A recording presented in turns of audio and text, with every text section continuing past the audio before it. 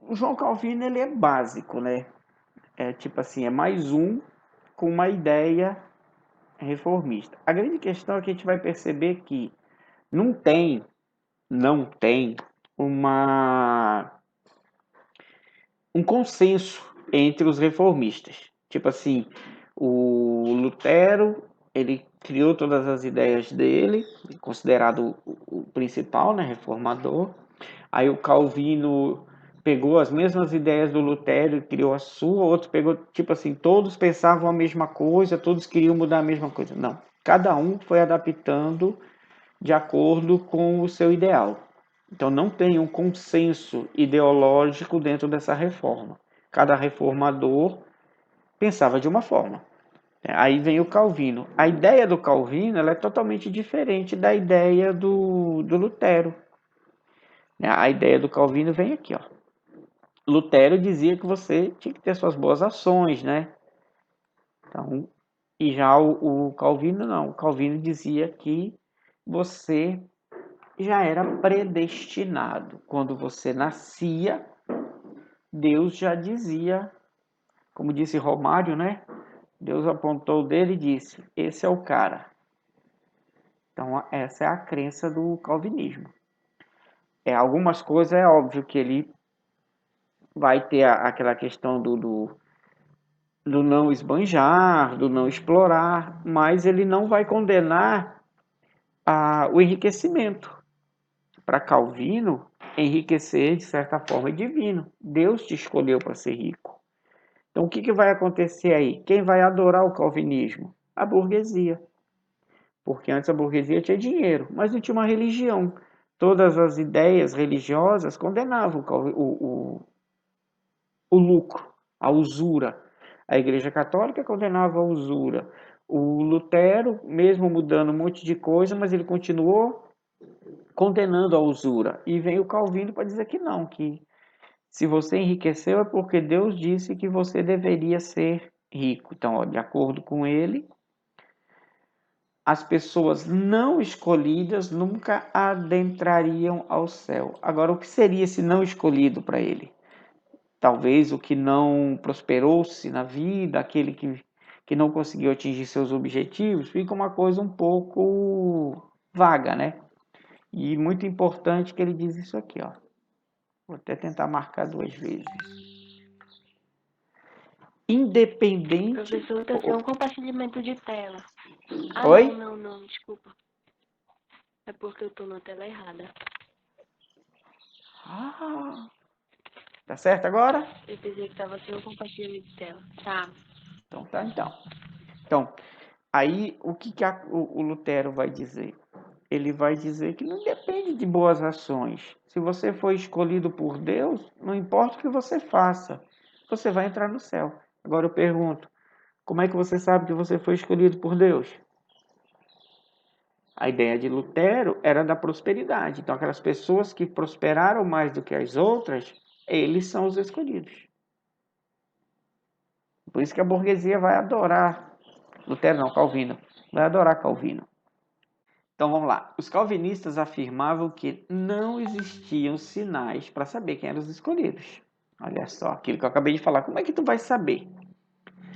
Então, eles diziam que o trabalho árduo e a dedicação religiosa eram sinais de terem alcançado a graça divina. Então, você trabalha muito, você frequenta a igreja, aí você faz lá o seu trabalho religioso e você está prosperando financeiramente, pronto, você é o escolhido. Certo? Então, eles condenavam principalmente aqueles que não se dedicavam, aqueles que não trabalhavam. Para eles, para o Calvino, o escolhido era aquele que lutava para crescer na vida, com trabalho e sem deixar de lado, é óbvio, a igreja. Tá? Então vamos lá, os principais princípios do Calvino. Todo homem está predestinado à salvação ou à condenação ao inferno. Isso é óbvio. Tudo, né, gente, é 50%. Aí o meu amigo Mateus está de olho ali naquela moleca que mora bem na esquina. Quais as chances dele levar um sim? Quais as chances dele levar um não? 50%. Então ele parte com 50%, de levar um sim, de 50% de levar um não. A conversa dele lá vai definir se ele vai cair para o 100% sim ou 100% não. A ideia aqui é a mesma. Todo homem está predestinado, ou ao céu ou ao inferno. Você já nasce nesse meio termo. A sua vida, ao longo dos seus anos, tudo que você faz, é que vai determinar salvação ou condenação. Salva-se aquele que cumpre seus deveres segundo a Bíblia. Então, seguir a Bíblia. Não maltratar, aquelas questões lá do respeito. Professor, Oi? eles já, eu tava achando que eles já nasciam, tipo, predestinados aí, certo pro inferno ou pra salvação. Tipo, no meio, eles ficam no meio termo ainda. Tipo, a Esse vida ficou... deles, vai dizer. ele diz, na verdade, o que ele diz, ele não diz nada, né? Ele diz assim, o Valci nasceu, ele está predestinado, ou a ir para o céu, ou a ir para o inferno. O que vai levar o Valci para o céu ou para o inferno é o que ele fizer durante a sua vida. Então, uma das coisas que ele dizia que ajudava a salvar era o trabalho árduo. Você trabalhar bastante, alcançar os seus objetivos financeiros, né, lutar pelo seu sustento. E aí, o sagrado, seguir os deveres da Bíblia, a Eucaristia, o culto dele não, o culto é só pregação, não era uma coisa muito grande. A repulsa das imagens, então tudo isso era coisas que ele dizia que ia lhe predestinar à salvação. Então, predestinado você nasceu. Deus, digamos assim, Deus deu oportunidades iguais a todos. Quem vai prosperar e quem não vai prosperar vai depender dele. De certa forma, isso é real, né? Dessa história de ficar parado esperando o que Deus vai me dar. Eu tenho que correr atrás.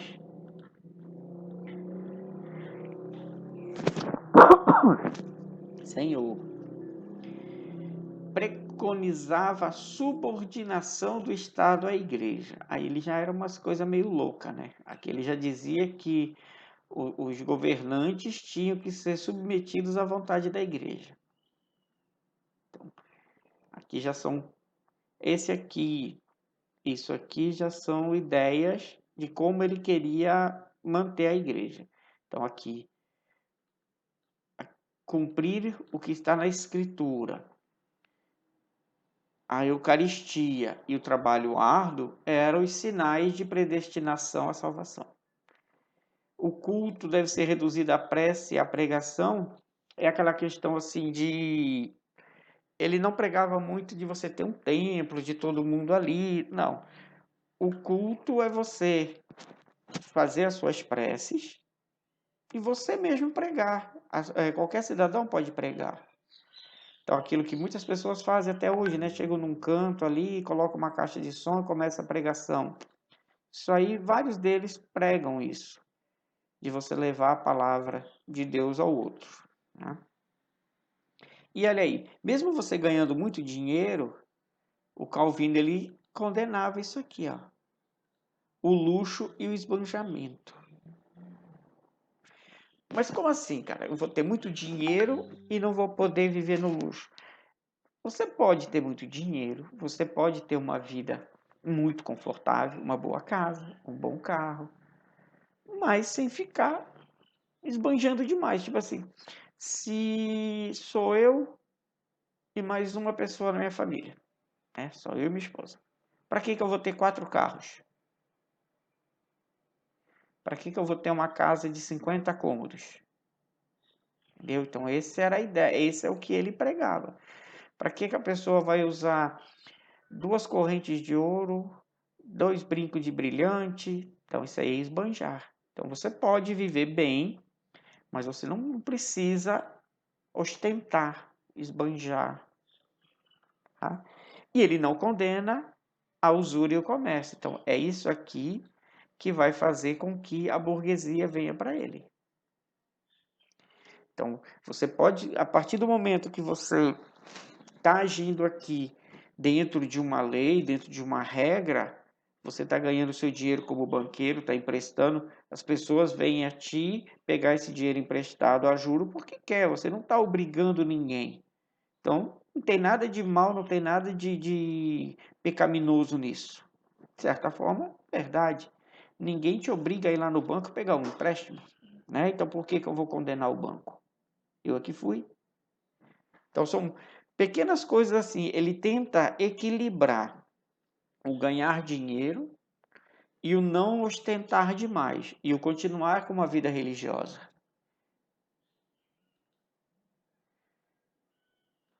Ó,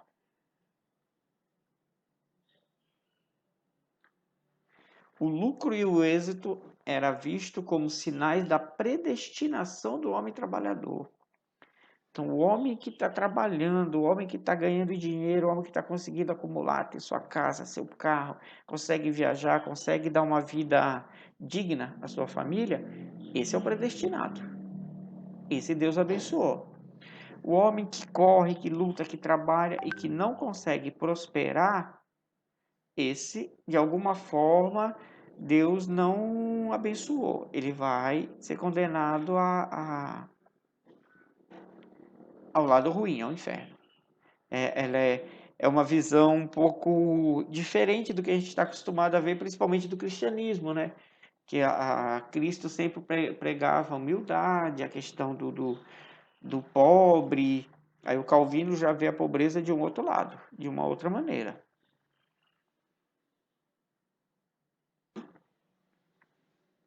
Olha aí. Então, ele não condena a usura, mas ele condena o jogo. Que aí você está ganhando dinheiro de uma forma ilegal. Olha que legal isso aqui. Se Calvino ressuscitasse hoje ia ser muita confusão. Condena quem faz barulho durante celebrações religiosas. Na ideia dele, a celebração religiosa tem que ser discreta, silenciosa. É aquela ideia, né? Deus ouve até o pensamento, para que eu tenho que gritar? Então essa era a ideia também de Calvino. Certas bebidas bebiam em certas horas proibidas. Olha só, ele não proíbe a bebida. Ele proíbe o consumo em algumas horas, principalmente o que a gente chama de horas canônicas, né? 6 da tarde, 6 da manhã, aquelas horas que você tem o nascer e o pôr do sol. E a questão das músicas, e quem não sabia rezar. Aqueles que se opusessem ou desafiassem os ensinamentos calvinistas eram perseguidos, isso é normal. Ah, é uma coisa assim que eu acho muito... É interessante, né? Você vê que os religiosos pregam respeito, humildade, compreensão. Mas a história mostra que uma religião não aceita a outra. E não é no passado, até hoje. Até hoje nós vemos muçulmanos brigando com católicos, que brigam com judeus, que não aceitam ubandistas, que não querem saber dos budistas, que não conversam com os hindus. Cadê o respeito? Cadê a compreensão? É, isso daqui, perseguir os que são contrários, né? Isso é uma coisa da religião e que acaba, no meu ponto de vista, né, se tornando muito contraditório. Quer dizer que só devo respeitar, eu só devo tratar bem aqueles que pensam igual a mim, aqueles que seguem o mesmo padrão religioso que eu. Talvez não seja assim, né? Talvez Deus seja o único, eu acredito nisso, que é um Deus só, que cada sociedade deu um nome diferente, cada sociedade criou um meio diferente de segui-lo, digamos assim.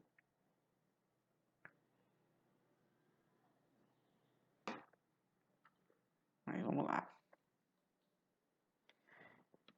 Foram introduzidos por missionários devotos, vai atrair muitos franceses. Por isso que muita gente acha que o calvinismo vem da França, mas o Calvino ele era suíço, tá? Por isso que perseguidos ou exilados de Genebra. Ele começa lá na Suíça.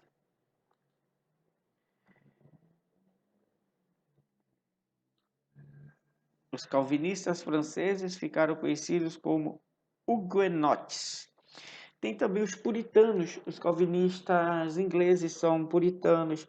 São os caras que, durante a perseguição cristã lá na Inglaterra, vão, por volta ali de 1518, 1520, vão migrar para onde hoje é os Estados Unidos. Então, os calvinistas vão ter os huguenotes na França, os puritanos na Inglaterra, mas todos eles trabalhando sempre a ideia da prosperidade financeira. Todos os quesitos de respeitar a Bíblia, de praticar a Eucaristia, de não esbanjar. Pega!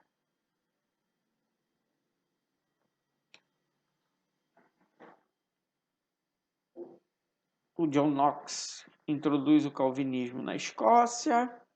Muito difícil aparecer alguns nomes assim, fora do Lutero e do Lutero, Calvino, Henrique VIII nas questões de reforma. Aparece muito aquele logo primeiro, né, o Wycliffe lá, o Jim Cliff, Wycliffe lá, que ele é o primeiro reformador, mas geralmente nas questões de história aparece mais Calvino, Lutero e Henrique VIII. E aí o calvinismo se espalha. O que faz o calvinismo espalhar é única e exclusivamente o fato dele não condenar a usura, dele acabar se tornando uma religião burguesa, podemos dizer assim. O calvinismo não atrai muito aquele humilde que não consegue prosperar, porque o humilde que não prospera, na ideia da predestinação, não vai ser salvo. Então esse humilde ele vai lá seguir o luteranismo, vai seguir o anglicanismo, o catolicismo. O burguês que vai mais atrás do Calvino. Na Inglaterra o bagulho é mais simples. A reforma inglesa, ela é uma coisa, é uma questão engraçada, e o Henrique VIII, ele, de certa forma, ele vai ser contraditório nas suas ações, porque o que acontece? O grande pivô da reforma é isso aqui, ó. Henrique VIII queria se divorciar. Ele não queria mais conviver com Catarina de Aragão. Simples assim. Por que ele não queria? Ele só tinha filhos, então ele queria ter um filho. E também porque a Inglaterra tinha problemas políticos com a Espanha, e Catarina era espanhola. Tá? E olha, ele estava preocupado que a sua única filha, Maria, não fosse aceita como herdeira. Isso daí principalmente por conta dos problemas políticos. Tá? Então ele tinha medo que a filha dele não fosse aceita. E ele queria casar-se com Ana Bolena, que era da corte. Quando o Papa nega, o que ele faz? Ele rompe com o Papa. Rompe com o Papa e ele toma todas as terras da igreja. Isso também vai ser o ponto principal de centralização do poder, quando ele consegue tomar todas as propriedades que eram da Igreja Católica Romana. Aí ele vai nomear esse cara aqui como arcebispo, porque, óbvio, quando ele começa a tomar as terras da igreja, nem todo mundo que era da Igreja Católica fica contra ele. Alguns interessados em se manter no poder vão apoiar. Esse aqui é um. Apoiou, foi criado, foi logo dado como arcebispo na igreja anglicana. E quando ele vai ser colocado como arcebispo, a primeira coisa que ele faz, anula o casamento. Então, toda a briga da reforma religiosa inglesa foi por conta de um divórcio. E o mais interessante é que Henrique VIII fez toda essa manobra, criou uma nova religião, tomou as coisas da igreja, mas ele não se converteu ao anglicanismo, ele continuou católico. Inclusive, os cultos anglicanos são muito parecidos com os cultos religiosos católicos. Não foi ele que matou todas as mulheres dele depois? Não, não tenho essa informação do Henrique VIII. Que ele casa com várias mulheres pra ele poder ter um filho homem.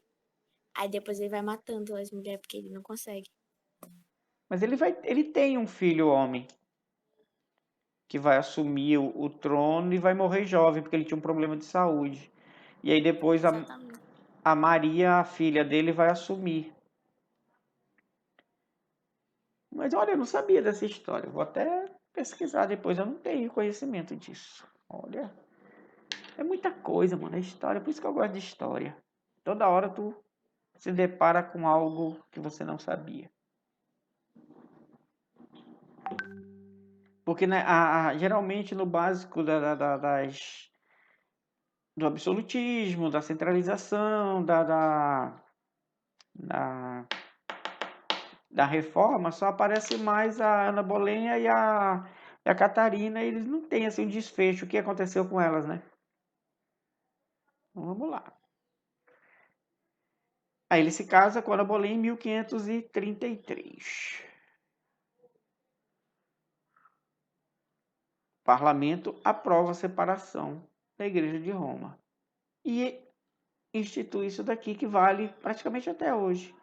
A Igreja Anglicana não tem assim um patriarca, um papa, é o rei. O rei da Inglaterra, ele é o chefe do Estado e da Igreja. No caso, hoje, quem representa a chefia da Igreja é a Elizabeth, ao longo dos seus 250 anos.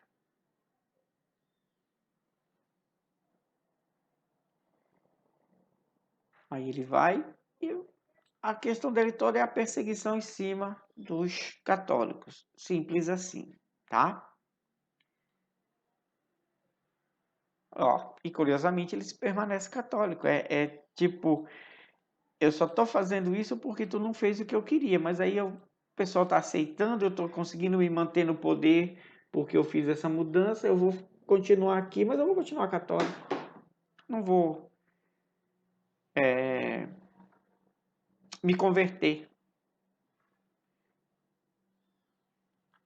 E como toda reforma, tradução da Bíblia, né? O Lutero traduziu para o alemão, o Calvino vai traduzir para o francês, aí vem o Henrique VIII e eles fazem a tradução dos trechos de orações habituais para o inglês, né? Eles não vão traduzir praticamente todas, só algumas partes, e assim surge o anglicanismo.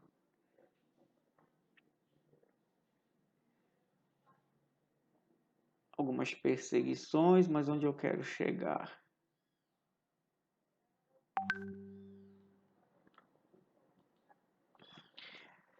Não tem, nenhuma das reformas vai atingir 100%, isso é óbvio. Sempre parte do povo não vai aceitar. Então, muitas pessoas, muitos ingleses, eles ainda se recusam a se desvencilhar do Papa. Olha, eles aceitaram as reformas, algumas mudanças, mas eles não abrem mão da lealdade ao Papa. Então, essa história, você mudou, você até trocou alguns, mas o escolhido cristão para nos comandar é o Papa. Então vai ter muito dessa confusão lá dentro.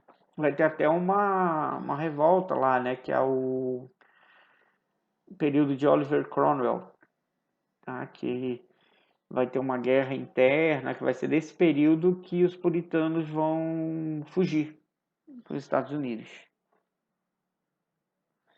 Esse Thomas More, ele não vai aceitar a autonomia do Henrique em cima da igreja, né? O ato de supremacia vai ser executado. Era um modo simples, né, de resolver os problemas. Você está me perturbando, o que eu faço com você? Executo. Né, Gabriel? Ainda bem que não é assim hoje, né? É verdade. Pensou? Não está funcionando, o que a gente faz? Pendura pelo pescoço. Elimina. Elimina. Bota ele lá na guilhotina. Não vai nem sentir dor. Vai Pois dar é, tempo coisa nem de, simples. vai dar tempo nem de gritar. Morte rápida. Rápida. Coisa básica. Olha, realmente, olha aí, começa a chegar onde foi a Bruna que falou, né, Bruna? Ou foi a Letícia, não sei. Qual das duas falou das muitas mulheres do Henrique? Foi a Bruna. Foi a Bruna? Cadê a Bruna? Foi dormir a Bruna. Olha, tô dizendo. Acordei aqui. Acordou? Tudo bem. Ó, realmente, ele se casou 6 vezes para conseguir ter um filho homem.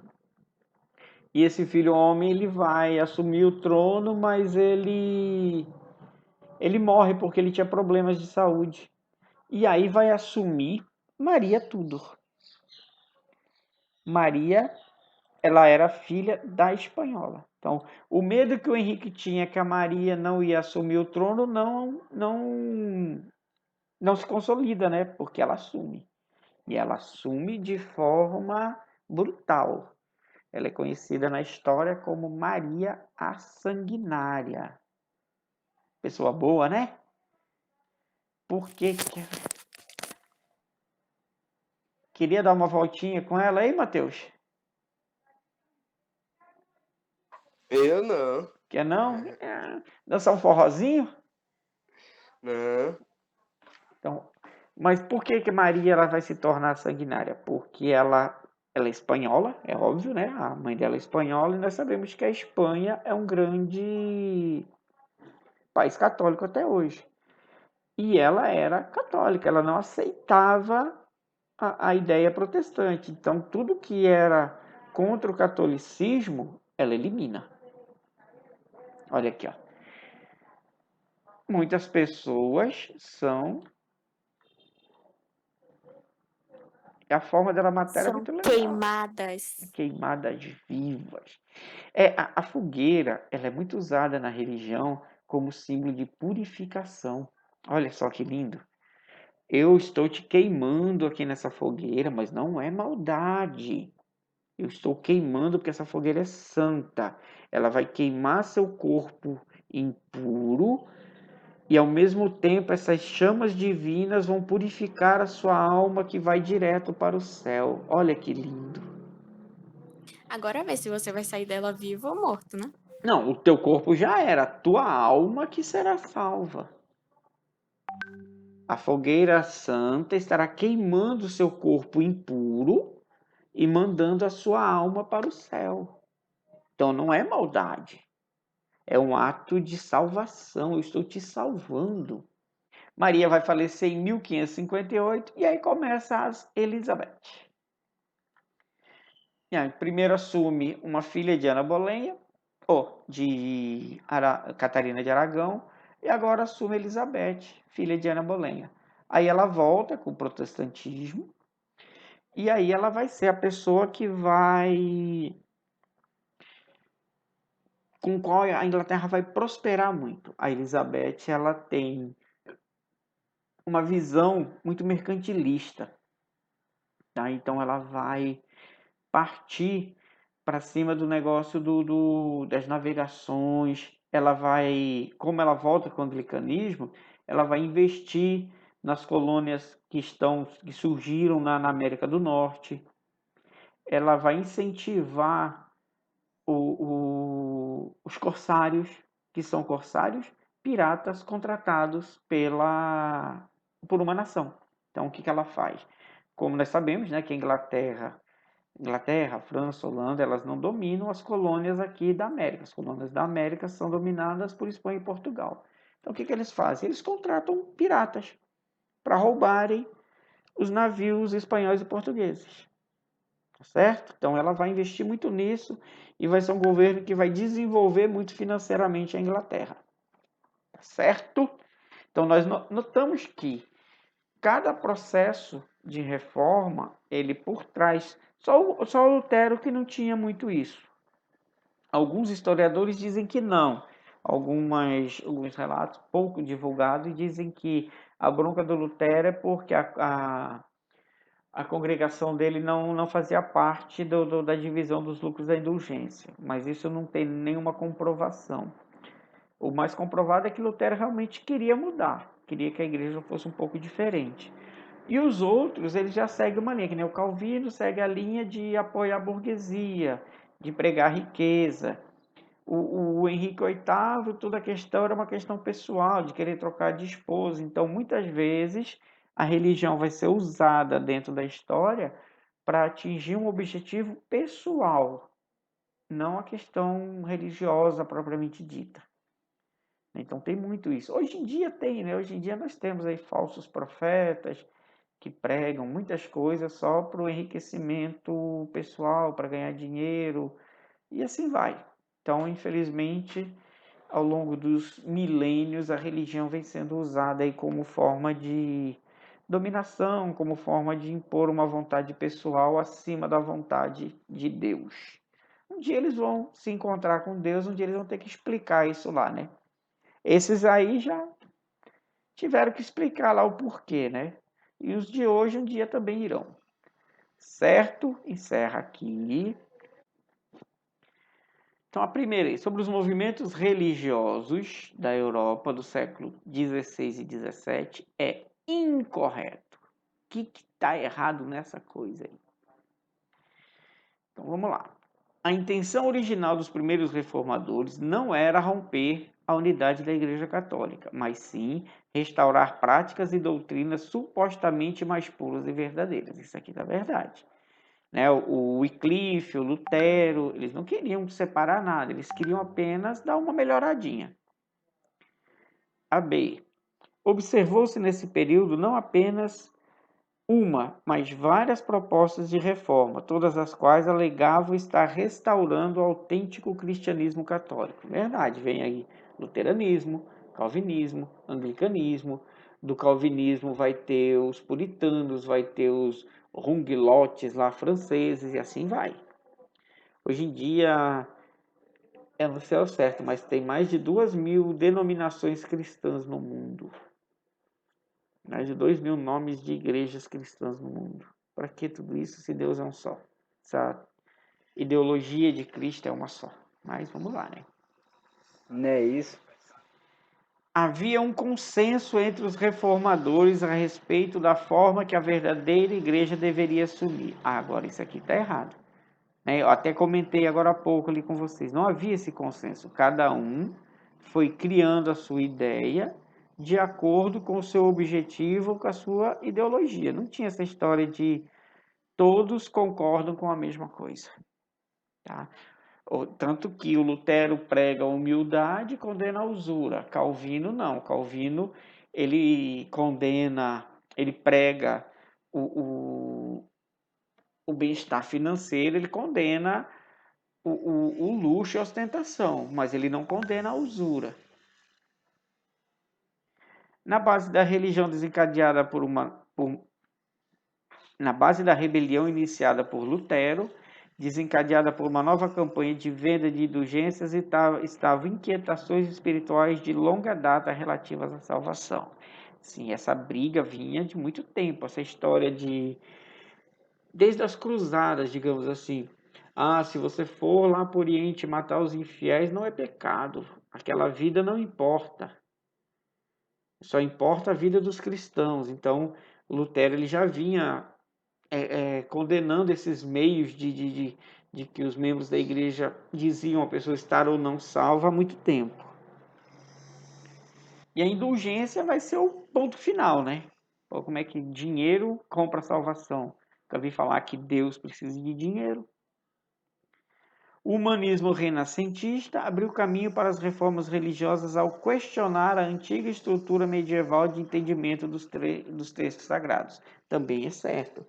Aquela questão do humanismo, o racionalismo. Se você é um ser criado por Deus, se você tem razão, se você pensa, por que outra pessoa tem que ficar dizendo para você como interpretar o que está escrito lá? Não, você tem que ler a Bíblia e você é capaz de fazer o seu próprio entendimento. Certo?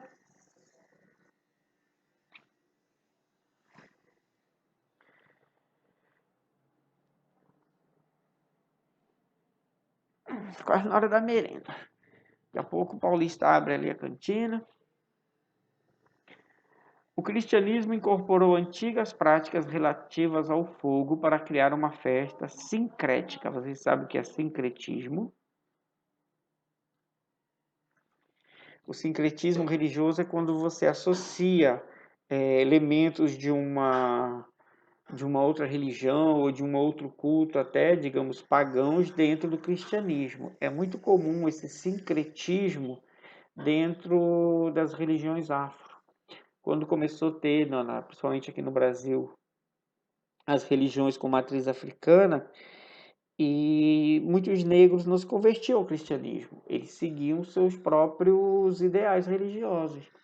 Aí, o que a igreja começou a fazer? Começou a associar elementos divinos da religião negra com elementos divinos da religião católica. Então, aí surge o sincretismo, essa associação. Iemanjá, na Umbanda, seria Nossa Senhora dos Navegantes na religião católica, e assim vai, tá? Então, a igreja retomou a distância de 6 meses entre o nascimento de Jesus e João Batista. Instituiu a data de comemoração a esse último de tal maneira que as festas do solstício de verão europeu, com suas tradicionais fogueiras, se tornaram fogueiras de São João. Olha aí como surgiu as festas de São João. Aquelas que nós não estamos tendo esse ano, né? A festa do fogo e da luz, no entanto, não foi imediatamente associada a São João Batista. Na Baixa Idade Média, algumas práticas tradicionais da festa, como banhos, danças e cantos, foram perseguidas por monges e bispos. A partir do Concílio de Trento, a Igreja resolveu adotar celebrações em torno do fogo e associá-las à doutrina cristã. Tá? Então, é toda uma incorporação, coisas que antes era tida como pagã, como impuras, mas como tem muita gente que segue.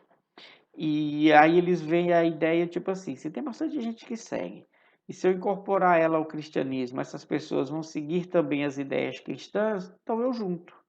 Então esse é o sincretismo, você unir elementos que antes não eram considerados cristãos ao cristianismo.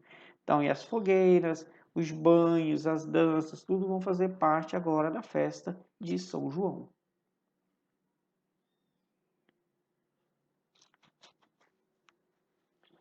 Então, com o objetivo de se fortalecer, a instituição mencionada no texto adotou essas práticas descritas que constituem eles incorporam elementos de outro. Então, é apropriação de cerimônias seculares. Então, eles pegam coisas que não eram cristãs e incluem na tradição cristã.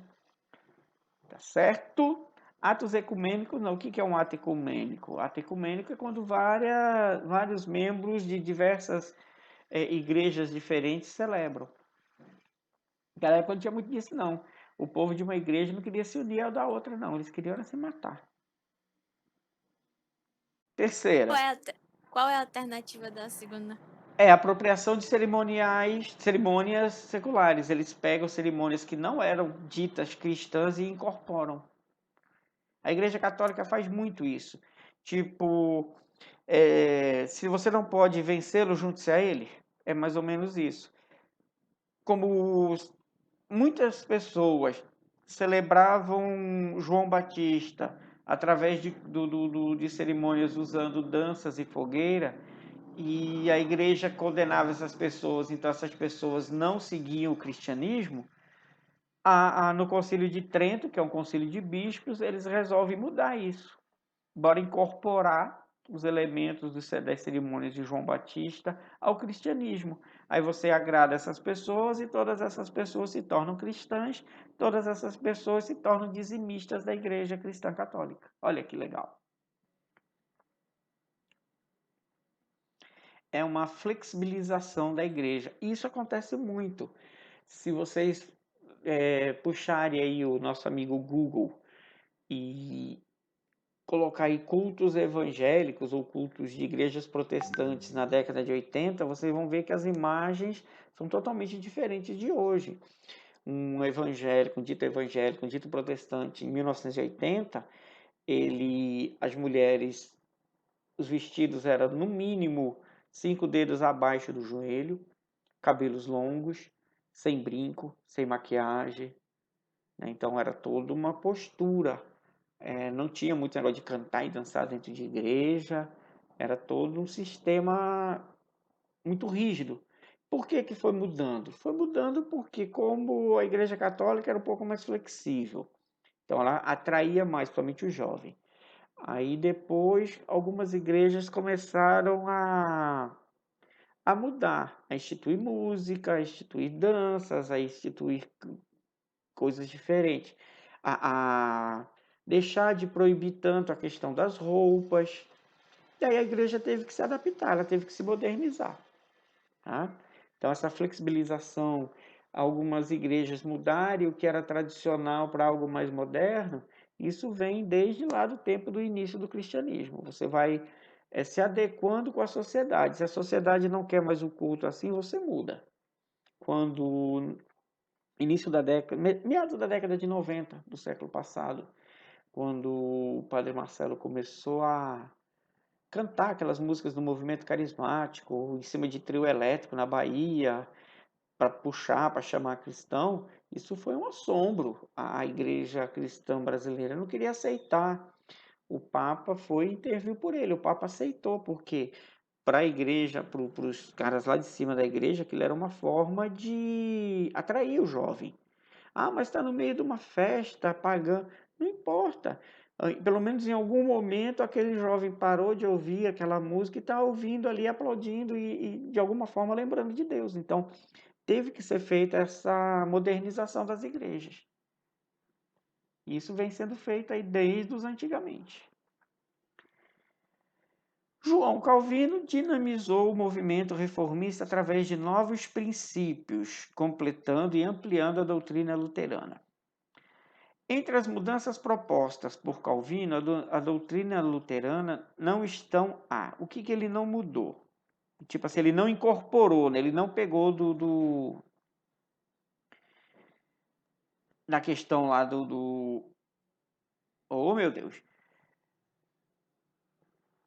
Eles não pegaram dentro do que funcionava dentro do cristianismo na época, quase não sai.